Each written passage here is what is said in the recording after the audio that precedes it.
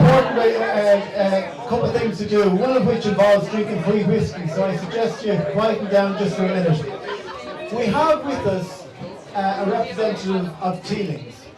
You happen to be in what I regard the centre of world whiskey production.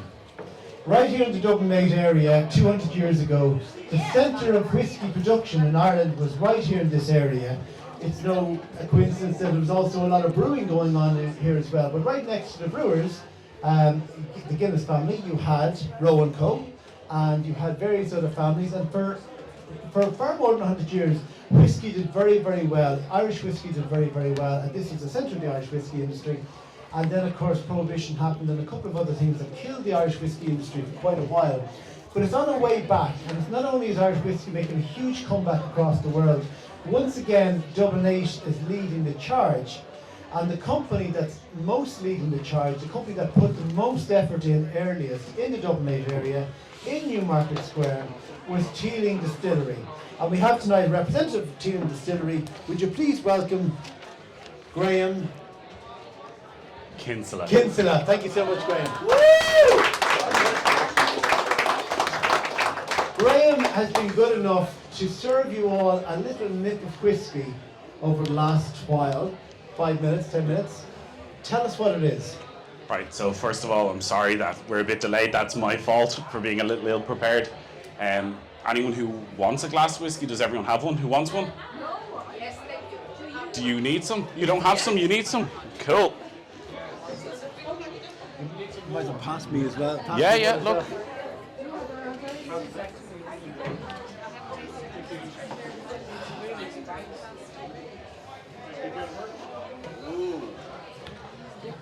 More nosy.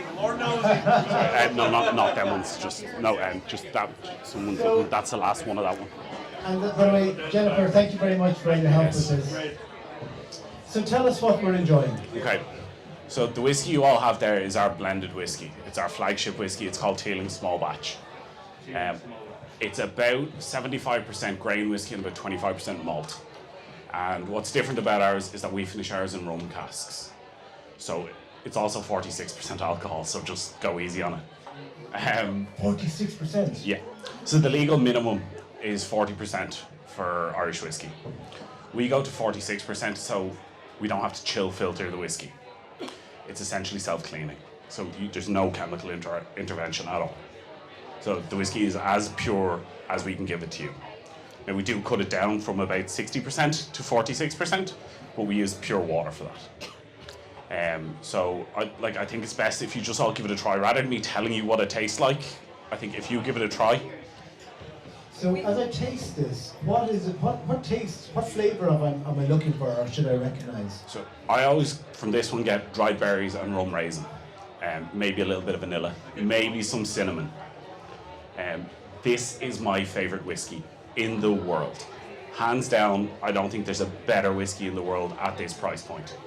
I'm not just saying that because I work for Teeling. I work for Teeling because I believe that's true. And what is the price? It's about €40 a bottle, give or take. You get it on promotion for about 35 sometimes, but at €40 a bottle, I don't think you can do any better than this, personally. And it's called small batch. Small batch, Meaning yeah. why? You just make a small amount of it every year? We make a lot of it, but we make it in smaller batches. It's not a continuous run.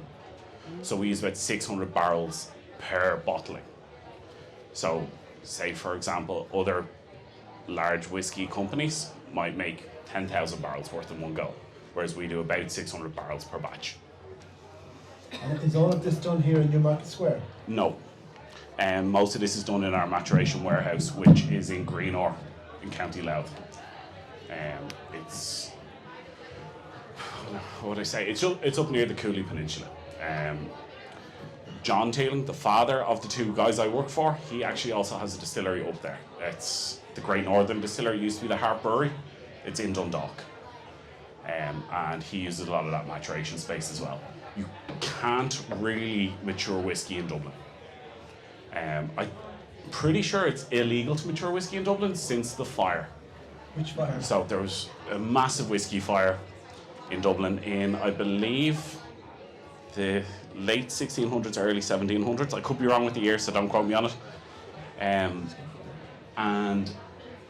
flaming whiskey literally rolled down the streets. Quite literally, whiskey that was on fire flooded the streets from the Liberties. I believe 6 people died. Yeah, they died from jumping into it, of course. None of them died in the fire, they all died from drinking the whiskey from the street. That's completely true. No, it was 13 people. Sorry, I'm wrong. It was 13 people lost their lives, but I say none in the fire. So, when you say you can't mature whiskey in Dublin, okay, I understand that now, it's a fire hazard. Yeah. But you can distill in Dublin? Yeah, 100%. Yeah, we distill in Dublin. And this is distilled, some of this is distilled right here close to us? Yeah, of this whiskey, the malt component is distilled in Dublin. In Dublin, we don't distill grain whiskey. It's not cost effective. You need a column still for that, and we don't have one. We use 3 pot still whiskies, or 3 single pot stills to make our whiskey. So we're drinking this neat. Yes. This is the favourite whiskey for yourself in the whole world. Is this how you drink it, or would you drink it with a mixer or with water or what? Personally, I drink this one neat, but what's great about it is 46% alcohol. You can put anything in on top of it and you're still going to taste the whiskey. So it's great for cocktails. I use it in a whiskey sour or an old fashioned. Is there a consent? What do we feel about the whiskey? Do you like this one or yeah? Yeah, I do, yeah. Okay, good. Yeah. Just Somebody's got to keep on saying that's right. So while we're still enjoying that, I know you have another little box of stuff there, and you mentioned there was a message from one of the Teeling owners. Yeah, so Stephen Teeling asked me to give everyone, it's a little token from him to ye. It's a flat cap and a hip flask from us. It's just a little something to take away. It's kind of one of these late toy show things, you know, there's one for everyone in the audience. Let's give that out now while people are still drawing. How do you care you're going to get the late gig? So, And your source is... has everybody been suitably attired?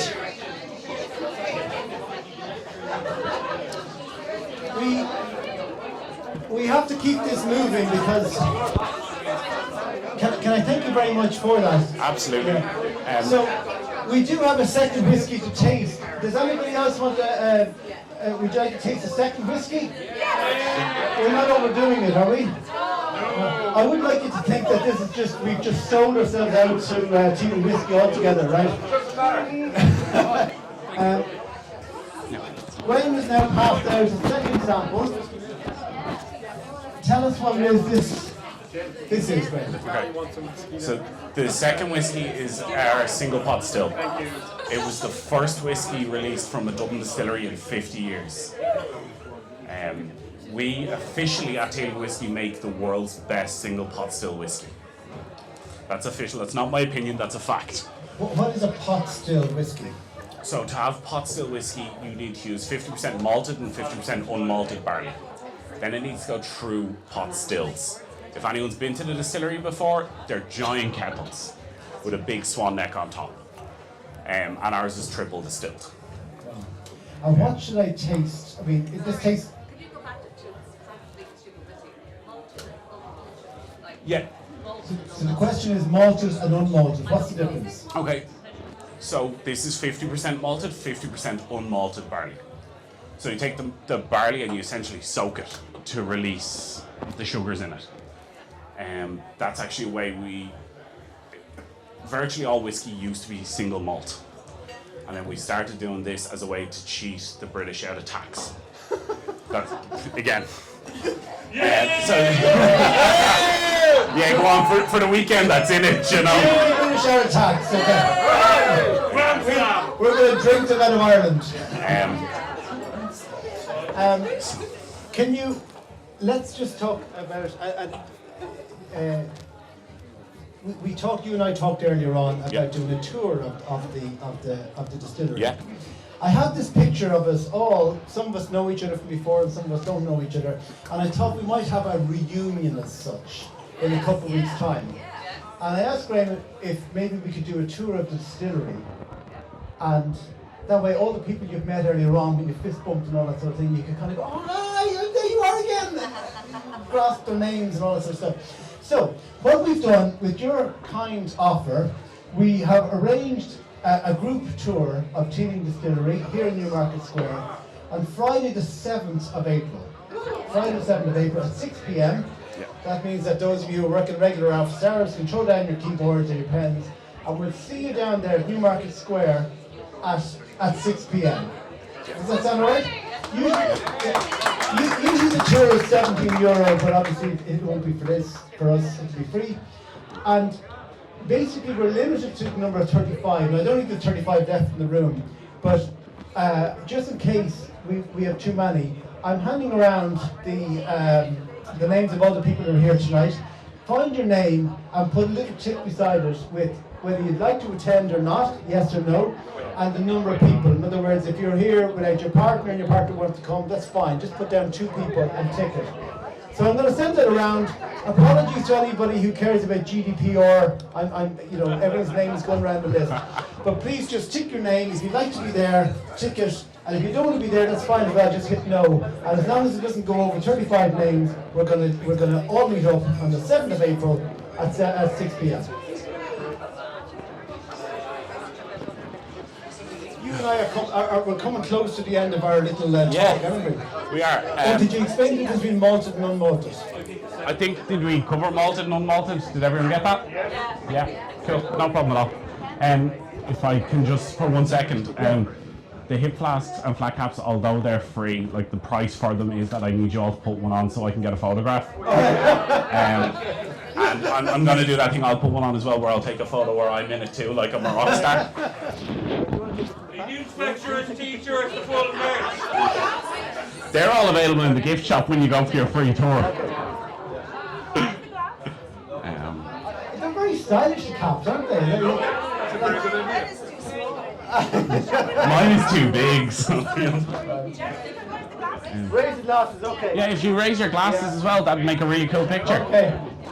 So, will I Yeah, get in here.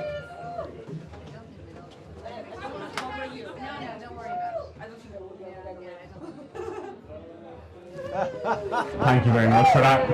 That'll look great on the Instagram later. So, any last questions for Graham before we thank him very much for his contribution tonight? People have this myth about, What was people's preference? Sorry. There's a lady up here. I'm going to repeat the question a second, then we'll come to yourself, Richie. Don't they say, I've got a cold and I'll have hot whiskey? Yeah. Yes. So do you think I should have a hot whiskey or should I drink it neat? If you've got a really bad cold, I'm not saying It's a very interesting question. We all grew up, if you got a cold and your mammy would bring you a hot whiskey or whatever, and she's asking, is a hot whiskey best for cold or is it neat? Yeah. Right, so generally with a hot whiskey you add clove and lemon, and that's actually the bit that's good for you. It's not the whiskey. Honestly. The clove will numb your throat and the lemon will kind of clear it. So Don't make your child pass out. it's the whiskey that does that. Tell me it's good for a toothache then. Okay, last question. Richie. Sorry, That was known as the secret of Fatima. Which was people's favourite, the first or the second? What's the straw poll here? So if you prefer it the first, put your hands up. The first whiskey. And then the second. Okay, I told you earlier that I'd predict what would be more popular, and I was wrong. The second one is more popular, but personally I prefer the first, so I was wrong. And sorry, someone else can ask. Teresa, did you have a question? Yeah, I was just wondering about peat. Yeah. I noticed whiskies The taste of peat. yeah. So how do you do that, and do you do that in your whiskey? We do, and we make a whiskey called Black Pits. So obviously Black Pits being the area around the distillery. And what you do is you literally burn peat next to your barley, and it takes on some of the flavour. And that's where you get a lot of the iodine kind of flavour from peated whiskey. The Scots are obviously really famous for it. But we've done a couple, and they've been really well received. It's a great way to kind of compete with Scotch, you know. One last question here. Sorry, Teresa. Possibly. Yep. Great tradition of, do you ever endeavour to try and distill in Dublin? Are you pushing to, because the great tradition of whiskey distilling in Dublin over 300 years, Yeah. are you pushing to distill at your premises or somewhere in Dublin? Oh yeah, so only the grain whiskey we use isn't distilled in Dublin. Everything else is. So the single pot still you tried was entirely distilled in Dublin.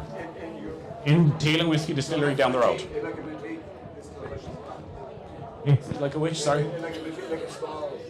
It's relatively small, but our yield is quite big because it never turns off. It never sleeps. So there Yeah. is actually distillation. Oh, 100%, yeah.